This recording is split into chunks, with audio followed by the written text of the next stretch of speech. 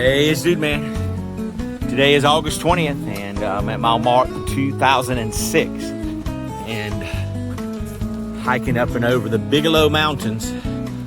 Wow, look at this beautiful Maine trail. It is gorgeous through here. It's not always like this in Maine, but I love the sections. You have pine needles, like a carpet you walking in. Man, it's so pretty through here sometimes. But you come around rocky sections and difficult downhills and uphills, you know, like any sections of the Appalachian Trail. But there's been some pretty neat sections of the trail in Maine. They're just gorgeous, moss-covered stumps and just beautiful, beautiful areas to hike through. Bigelow Mountains today. Should be some fantastic views up there. I taking a little bit of a chance. It's a 16-mile day, and I instead of camping out at a shelter and trying to get through it, because I mean, when you go over 4,800 foot peaks, 2 or 3 of them in one day, it wears you out. Well, what I did is decrease the amount of weight that I keep in my pack. Usually I keep stuff in there for a contingency plan, everything from raincoats and puffy jacket and a seat to sit on and stuff like that, just in case I need to kind of hunker down, so to speak. But I'm not carrying nothing but water, so I don't have to stop to filter or anything. And I got several snacks. They're mainly just candy bars that are high in protein, and that's all I got. So I got to do 16 miles, and I got to do it. There's just no ifs, ands, and buts about it, because I have nothing for a contingency plan. And I know that's kind of hanging out there a little bit, but well, sometimes you just, I think it's a good opportunity to take a chance that I can do it. Beautiful blue sky, no forecast for rain. I got good trail legs. I got over 2,000 miles on my legs, and less than 190 miles to go, all the way to Katahdin. But I think I can do this. I did bring a headlamp just in case I need to hike out in the dark, but I have 3 1-liter bottles of liquid. 3 of them have a Mio energy. It's not energy, but Mio water additive. It has electrolytes in it, and I have 1.5 liter bottle of water. And I have like 3 or 4 Kind, K-I-N-D, nutrition bars. They have almonds in them, kind of curbs your hunger a little bit. And I have a Gatorade bar, which is like got 20 grams of protein in it. So all that's really, really good. Yeah, it's going to be able to keep me with some good nutrition in it, and good for snacks. What's so good about it, I can kind of eat while I'm moving and stuff like that.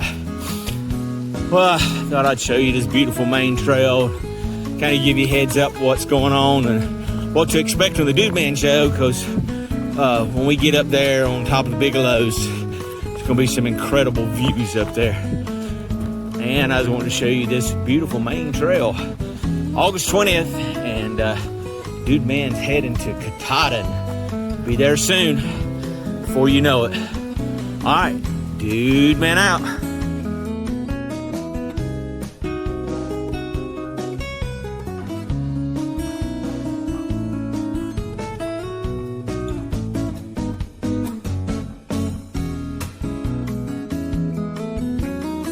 Hey, it's DudeMan, and this is Horn Pond, and the mountains you see there is horns.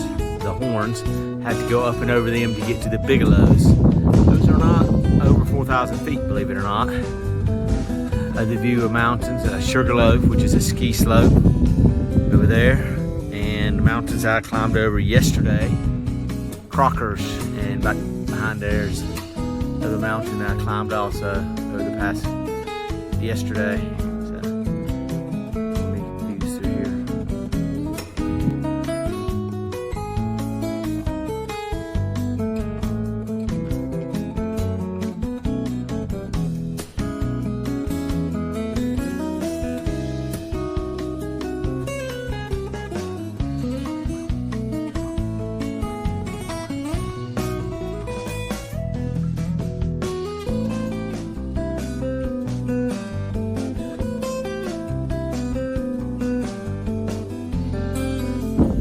Hey, it's DudeMan, August 20th, climbing, doing 16 miles and climbing currently one of the Bigelows. This is the West Bigelow.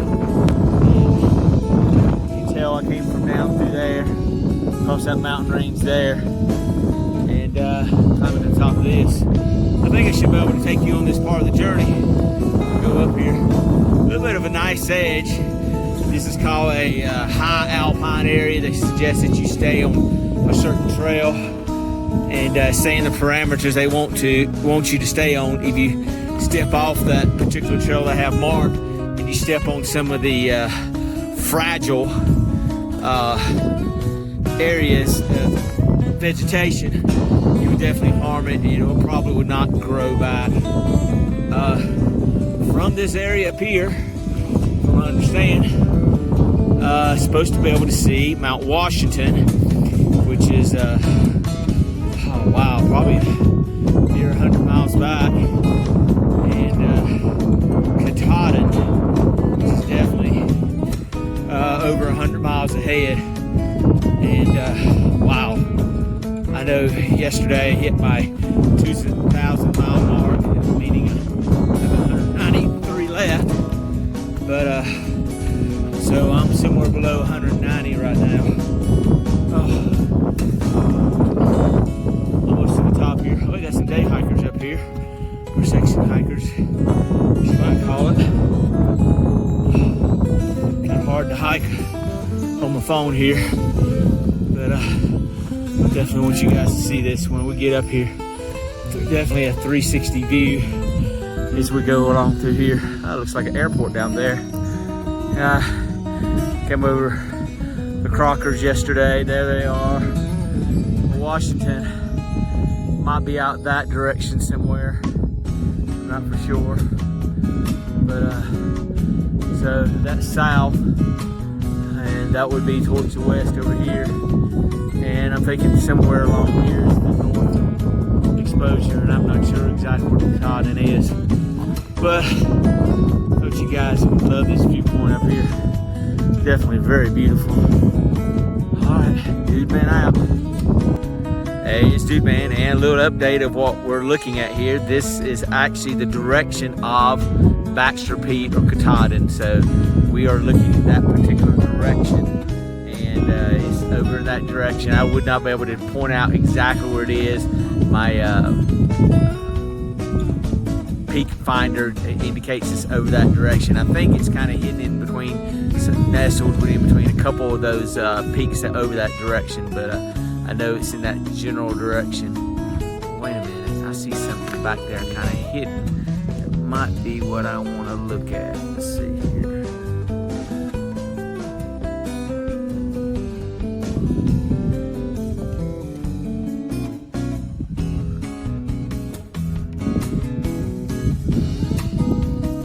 Yeah, I think it's right through there.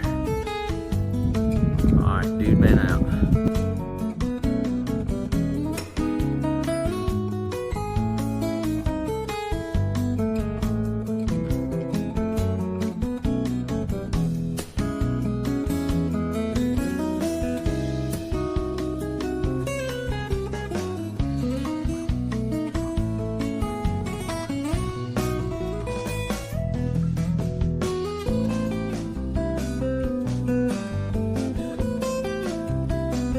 Hey, it's DudeMan, and this is Flagstaff Lake, and this is pointing towards the direction I'm going.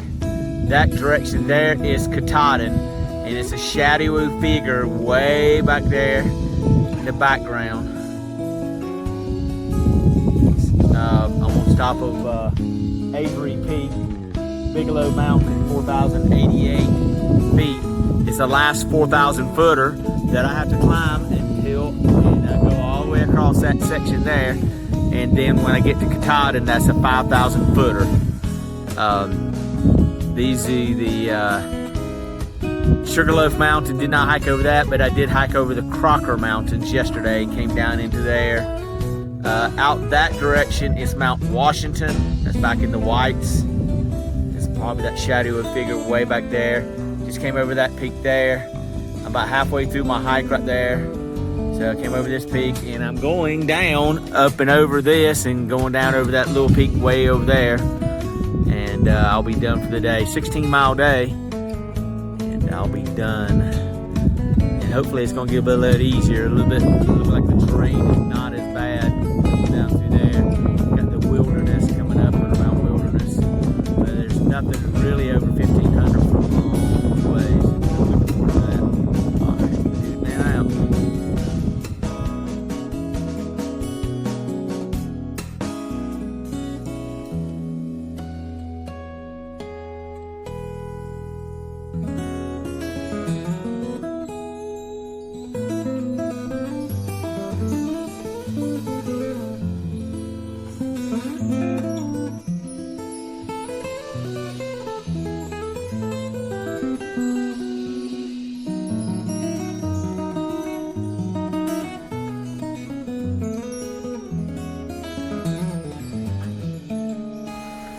Hey, it's DudeMan, and another part of the DudeMan show. And I'm at, this is August 21st, and I am hiking around the West Carey Pond, although it's a very, very large pond, man. It's like 20 acres or more. And had a conversation with my son this morning as he was on the way home from work and doing a third shift job. And he has asked me, Dad, now that you're over the Bigelow Mountains, you don't have a lot of elevation change, and what kind of hindrances, what kind of things on a flat trail, not much elevation change, what kind of things slow you down? Well, here it is. Overgrown foliage on the trail. Usually the trail maintainers will cut this back, give you a lot more room to go through, give you opportunity. I've seen it closed in a whole lot more than this. In Pennsylvania, I had grass and stuff all the way up to my chest, and there you go, chances of ticks and stuff like that. Another thing slows you down is roots. These roots can be just as slippery as rock. There's just that big pond I was telling you about. But roots will slow you down, and they can be just slippery as rocks. And these board walkways, they can be real slippery. You got to be careful as you go over them. If you're not careful, you'll slip over them and fall off of them. And they're here for a reason, because the trail on the other side of these things normally is very mucky. I've seen places where when I stuck my trekking pole in, it will take you up to the your thigh or knee or something like that. So that'd be kind of rough on you to do that. So the foliage, roots, and rocks will definitely slow you down. And then mud. Just there's sections, there's not those walk boards that will where you will be able to go over the mucky sections. And you just got to figure out how to get around the mud. Sometimes people will walk through the woods to go around sections of mud and stuff like that. But there's one more thing that will cause you to slow down is blowdowns. And I'm talking about trees of different sizes. And sometimes the trees are really, really big, and there's a pathway that hikers start and go around that area where that tree is blown down. But sometimes it's just best if you can kind of stay on the trail and not cause trail erosion beside the trail, and just go over it or under it or something like that. Once again, the trail maintainers have not been out here like they normally would on a given year, and the blowdowns are pretty rough. And it's just part of the trail, part of the 2020 year of going through the Appalachian Trail. Now this stuff right here is nice. You get on these pine needles and go through there, and that's a good trail. Feels like you're walking on carpet. Of course, if you got some hard packed dirt that's free of boulders and stuff like that and rocks, that makes it a little bit easier too. So kind of answers your questions, what kind of things that makes the trail rough and makes you not be able to get any mileage out. I thought I was doing a 20-mile day today. Started off, and I got on the trail, and come to find out right there at the end of my 20-mile day, I would be going over the Kennebec River. Well, the Kennebec River is a very wide river and very swift current, and it's not something that you can wade about across. It's in fact, people have tried to swim across it before in the years past, and what has happened, hikers have drowned it, and that's not a good day. And what they have done, they're actually paying someone to ferry people across, but due to the virus, they're only available a certain amount of hours a day, and I would have to have been there before 2 o'clock to be able to get across that area. So I'm gonna have to stop at the 17-mile mark and go across the river tomorrow morning. That'll be on the DudeMan show, so stay tuned for that. All right, for right now, DudeMan out.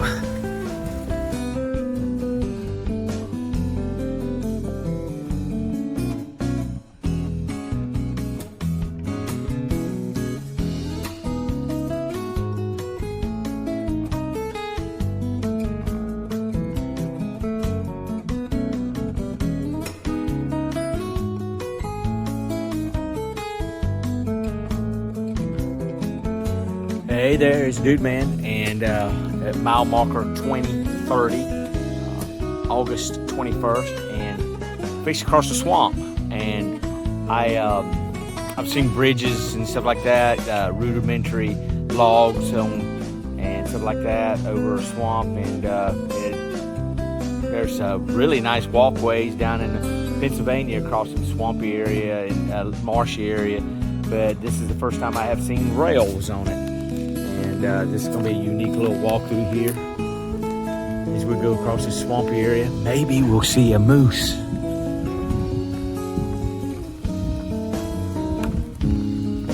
Be very, very quiet.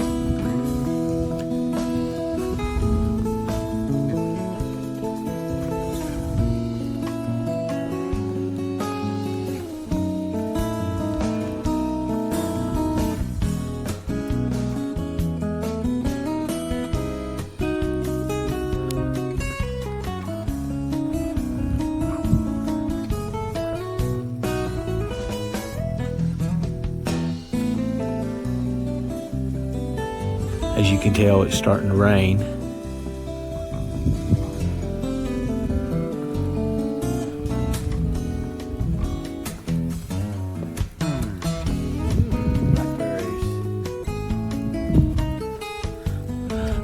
I've tasted berries out of a swamp, boggy area. They don't taste that great. All right, that was a swamp crossing. DudeMan out.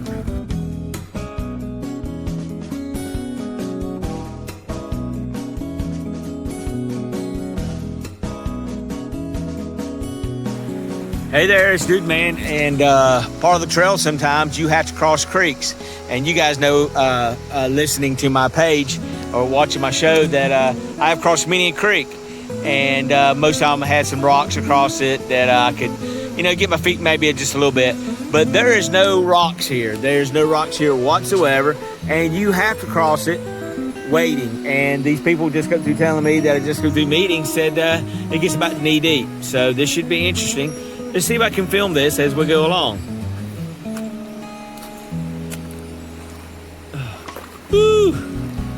Just a little bit wet, not too bad. So I'm gonna get through here without dropping my phone. Not getting too wet. Well, I'm gonna get wet. I don't want to get my phone wet.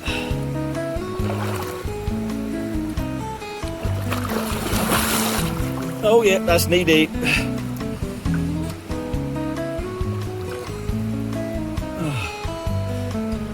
Oh, wow. Yep, definitely knee deep.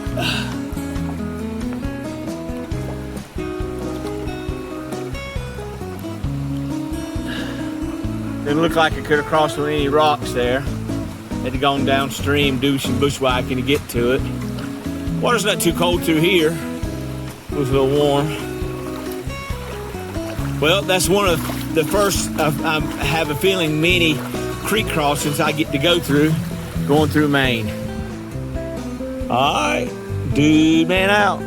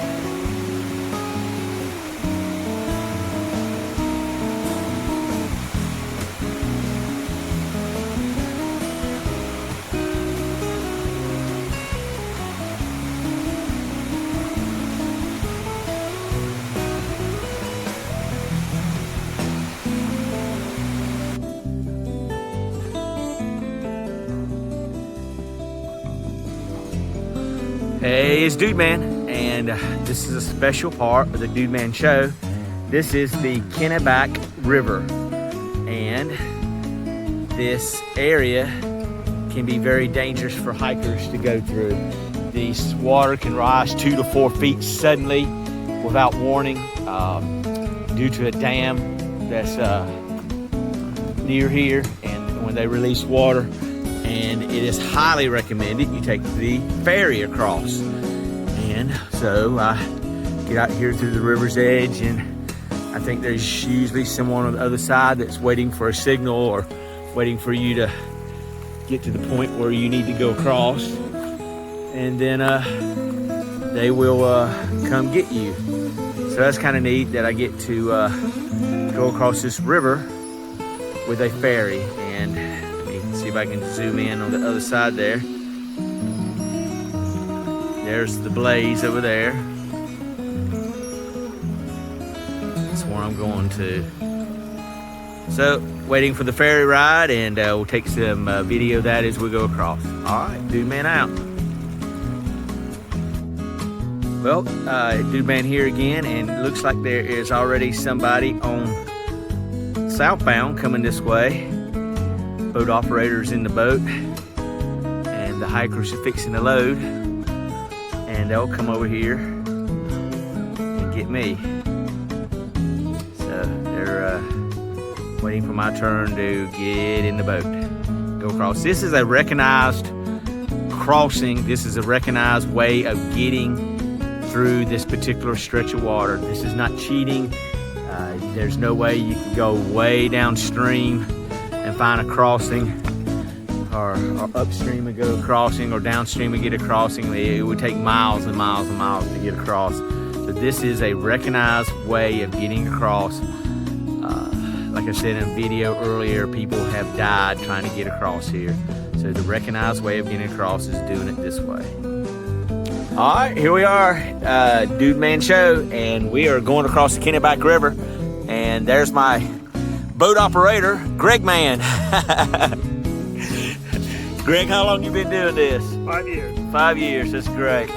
Well, this is a great service they provide for us to go across here on the boat. That way you don't have to try to wade across, which can be very treacherous, very slippery rocks. And oh, look how clear that water is. That's really cool.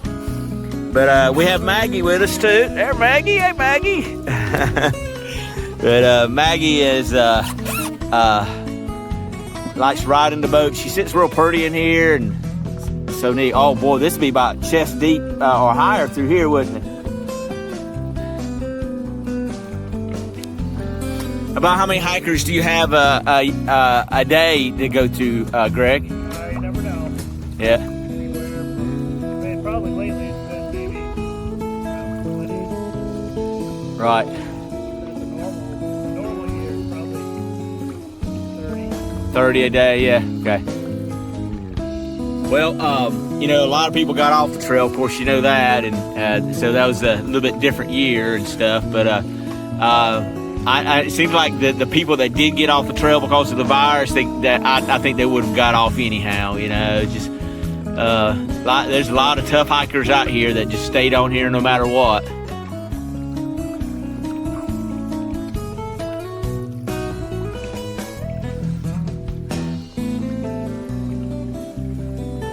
Good morning.